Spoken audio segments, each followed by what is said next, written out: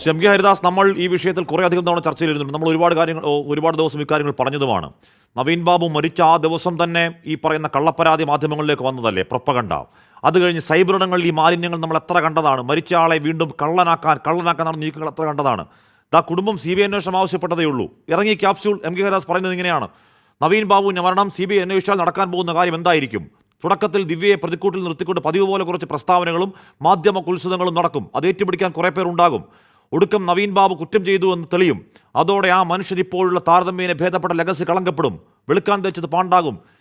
Shri M K Haridas പിന്നെയും കള്ളനാക്കാനുള്ള നീക്കങ്ങൾ അഭംഗുരം തുടരുകയല്ലേ?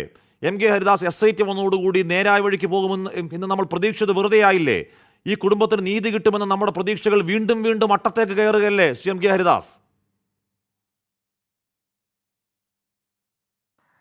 നവീൻ ബാബുവിൻ്റെ കുടുംബത്തിന് നാളിതുവരെ എന്ത് നീതിയാണ് ലഭിച്ചിരിക്കുന്നത്? അതിനപ്പുറം 1 ഗ്രാം നീതി കൂടുതൽ ലഭിക്കില്ല എന്നുള്ളത് ഞാൻ ഈ ചർച്ചയിൽ തറപ്പിച്ച് പറയുകയാണ്. ശ്രീ ഹാഷ്മി, താങ്കൾ എന്നെ ശ്രദ്ധിച്ചോളൂ. താങ്കൾ ഇനി ഒരു 100 ചർച്ച നടത്തി കഴിഞ്ഞിട്ട് ഒരു 10 കൊല്ലം കഴിഞ്ഞിട്ട് ഈ കേസിൻ്റെ അന്വേഷണമൊക്കെ പൂർത്തീകരിച്ചിട്ട് ഇത് കോടതിയിൽ കുറ്റപത്രമൊക്കെ സമർപ്പിച്ചിട്ട് ഇത് കീഴ്ക്കോടതിയിൽ നിന്ന് ഹൈക്കോടതിയിൽ നിന്ന് സുപ്രീം കോടതിയിൽ എത്തിക്കഴിഞ്ഞു കഴിഞ്ഞാൽ പോലും ഈ 11 ദിവസം ഈ മഹത് വനിതയെ ജയിലിൽ കിടത്താൻ കഴിഞ്ഞതിനപ്പുറമുള്ള ഒരു നീതി ഈ പാവപ്പെട്ട കുടുംബത്തിന് ലഭിക്കില്ല എന്നുള്ളത് കാര്യം യാതൊരു സംശയവുമില്ല.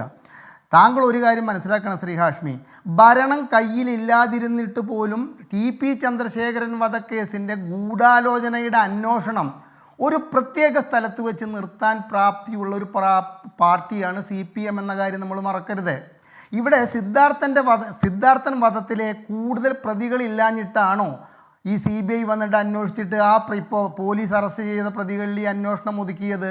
ശരത് ലാലിൻ്റെയും പ്രിയേഷിൻ്റെയും കൊലപാതകത്തിൽ കൂടുതൽ പ്രതികളും അതിലും ഗൂഢാലോചനയും ഇല്ലാഞ്ഞിട്ടാണോ CBI ഇരുട്ടിൽ കിടന്ന് തപ്പുന്നത്? ഈ CBI എന്ന് പറയുന്ന സംഘം വരുന്നതിനേക്കാൾ മുമ്പ് സിദ്ധാർത്ഥൻ വധക്കേസിലായാലും ശരത് ലാലിൻ്റെയും പ്രിയേഷിൻ്റെയും വധക്കേസിലായാലും തെളിവുകളെല്ലാം നശിപ്പിക്കപ്പെട്ട് കഴിഞ്ഞാൽ CBI വന്നിട്ട് ഇവിടെ എന്ത് ചെയ്യാനാണ്? കാരണം 41 ദിവസത്തിനകം ഇവിടെ ഞാൻ ഇന്നലെ ഒരു ചർച്ച എനിക്കുണ്ടായിരുന്നു. ഞാനതിൽ ഈ CPM നേതാക്കളുടെ ഈ വായ്മൊഴി വഴക്കങ്ങളെ കുറിച്ചിട്ട് ഞാൻ പറഞ്ഞു, ആത്മാർത്ഥതയുള്ള ഒരു വാക്കുപോലും ഒരാളും പറഞ്ഞിട്ടില്ല നാളിതുവരെ. ആകെ കൂടി ആത്മാർത്ഥതയോടുകൂടി ഈ കാര്യത്തിൽ സംസാരിച്ചിരുന്നൊരു വ്യക്തിയാണ് ശ്രീ മലയാലപ്പുഴ മോഹൻ. പക്ഷേ അവിടെ ഇപ്പോൾ ശ്രീ ജ്യോതികുമാർ ജാമക്കാല പറഞ്ഞതുപോലെ അദ്ദേഹവും ചെറുതായിട്ടൊരു പെൻഡുലം കണക്കെ ആടാൻ തുടങ്ങിയിട്ടുണ്ടോ എന്നൊരു സംശയത്തിൻ്റെ പേരിലുള്ള സംസാരമാണ് അദ്ദേഹവും പറയുന്നത്. വിശ്വം വക്കീലെ കോടതിയിലെ ഈ പാവപ്പെട്ട നവീൻ ബാബുവിനെ കരിവാരിത്തേക്കാൻ വേണ്ടി വിളിച്ചു പറഞ്ഞ കാര്യങ്ങളുടെ ബാക്കിയാണ് MV ജയരാജൻ പറഞ്ഞത്. നാം നമ്മുടേതെന്നും അവർ അവരുടേതെന്നും പറയുന്ന മക്മോഹൻ രേഖയുടെ കാര്യം പറഞ്ഞതുപോലെ കുറേ പേർ വിശ്വസിക്കുന്നു അദ്ദേഹം കൈക്കൂലിക്കാരനാണെന്ന്, കുറേ പേർ അവിശ്വസിക്കുന്നു എന്നൊക്കെ പറഞ്ഞിട്ട് ഇത് എന്താണ് ശ്രീ ഹാഷ്മി ഇതിൻ്റെ ഉദ്ദേശം? ഈ കേസ് CBI അന്വേഷിച്ചാലും ആരന്വേഷിച്ചാലും ഇന്നത്തെ ഈ അന്വേഷണത്തിൻ്റെ പരിധിക്കപ്പുറം എങ്ങോട്ടും പോകില്ല.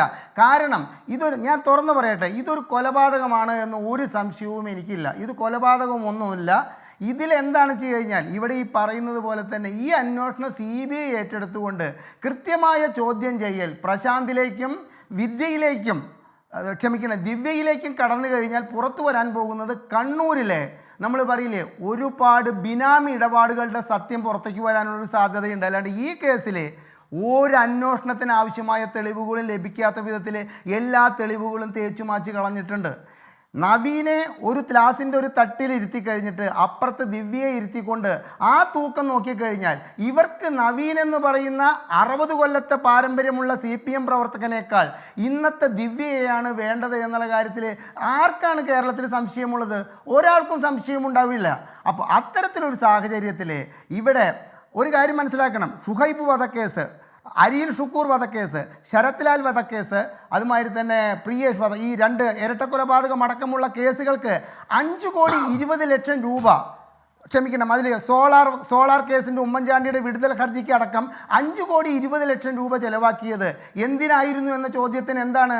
CPM എന്ന് പറയുന്ന പാർട്ടിക്ക് എതിരായിക്കൊണ്ട് അന്വേഷണത്തിൽ എന്തെങ്കിലും വന്നു കഴിഞ്ഞാൽ ഉണ്ടാകുന്ന ഭവിഷ്യത്ത് ഓർത്തുകൊണ്ട് നമ്മുടെ നികുതിപ്പണം 5,20,00,000 രൂപ ചെലവഴിച്ച CPM നാളെ ഈ പാവപ്പെട്ട വിധവ ഹൈക്കോടതിയിൽ നൽകിയ കേസ് CBI അന്വേഷിക്കട്ടെ എന്ന് പറയുമെന്ന് നമ്മൾ ധരിക്കുന്നുവെങ്കിൽ നമ്മളെപ്പോലെ വിഡ്ഢികളായ ആരുമില്ല എന്നാണ് എനിക്ക് തോന്നുന്നത്.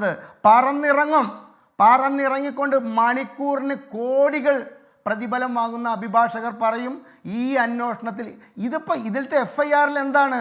ആത്മഹത്യാ പ്രേരണ കുറ്റം. അതിന് വേണ്ടപ്പെട്ട തെളിവുകളെല്ലാം ഞങ്ങൾ ശേഖരിച്ചു കഴിഞ്ഞു. ഈ കേസ് യാതൊരു കാരണവശാലും മറ്റൊരു ഏജൻസി അന്വേഷിക്കേണ്ട ആവശ്യമില്ലെന്ന് ഇന്ന് കേരളം ഭരിക്കുന്ന സംസ്ഥാന സർക്കാർ പറഞ്ഞിട്ടില്ലെങ്കിൽ അത് CPM എന്ന് പറഞ്ഞ പാർട്ടിയല്ല കേരളം ഭരിക്കുന്നതെന്ന് നമ്മൾ സംശയിക്കേണ്ടിയിരിക്കും. ഞാൻ പറഞ്ഞില്ലേ ശ്രീ ഹാഷ്മി, ഒരു നീതിയും ആ കുടുംബത്തിന് ഇനി ലഭിക്കാൻ പോകുന്നില്ല. ഇന്ന് വരെ ലഭിച്ചു. ഇന്നലത്തെ ചർച്ചയിൽ ഇതുമാതിരി ഒരു ഇടതുപക്ഷ സഹയാത്രികൻ ശ്രീ അസ്കർ പറഞ്ഞത് എന്താണെന്നറിയോ? ആ സ്ത്രീയെ കുറിച്ചിട്ട് നിങ്ങൾ ചിന്തിക്കണം. ആ ദിവ്യ എന്ന് പറയുന്ന സ്ത്രീക്കൊരു ഭർത്താവുണ്ട്, കുടുംബമുണ്ട്, 2 മക്കളുണ്ട്. ഇതെല്ലാം ആലോചിക്കണം. അവർ ഒരു ദീർഘകാലം ജയിലിൽ കിടന്നു കഴിഞ്ഞു. അവർക്കും നീതി ലഭിക്കേണ്ടേ എന്ന് ചോദിക്കേണ്ട അവസ്ഥയിലേക്ക് ഇടതുപക്ഷ പ്രവർത്തകരെ ഉദ്ബുദ്ധരാക്കാൻ വേണ്ടിയിട്ട് ശ്രീ MV ജയരാജനെ പോലുള്ളവരുടെ ഇത്തരം പ്രസംഗങ്ങളുണ്ടല്ലോ, അത് താങ്കൾ ഇതിൻ്റെ ഇൻട്രോയിലൊരു കാര്യം പറഞ്ഞു. എനിക്ക് 64 വയസ്സായി. ഞാനൊരു പെൺകുട്ടി ഒരു ശവസംസ്കാര ചടങ്ങിനെ ഇത്തരത്തിലുള്ള ചടങ്ങുകൾ നിർവഹിക്കുന്നത് ഞാൻ എൻ്റെ ജീവിതത്തിൽ ആദ്യമായിട്ടാണ് കണ്ടത്. അതെൻ്റെ മനസ്സിന് കൊണ്ടിട്ടുള്ള അത്രയധികം എനിക്ക് കൊണ്ടിട്ടുള്ളൊരു വിഷയമാണ്.